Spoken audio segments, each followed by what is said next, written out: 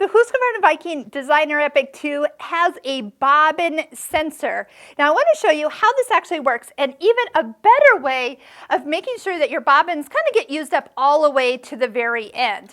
Now the sensor is not going to actually go off or pop up on your screen until, now you can kind of see that there is a little ridge on the inside of this bobbin here. So when you are actually placing this on the side of the machine and it starts to fill, it fills that top ridge first, and then it will, once it's full, it jumps down and fills the bottom part.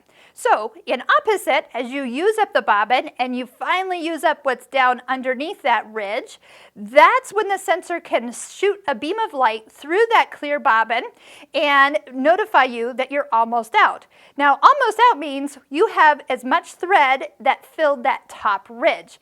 Now if you have really fine bobbin thread for you embroiderers, that's going to be a lot of thread. So here's a little trick. When you're winding a bobbin and you start off, if you kind of pop or push the thread so it doesn't fill this entire ridge first, you pop it over to the lower side, let it fill just a little at the top, and then fill at the bottom all the way through until it's full, that when you actually use it up, there's less thread once that sensor actually goes out.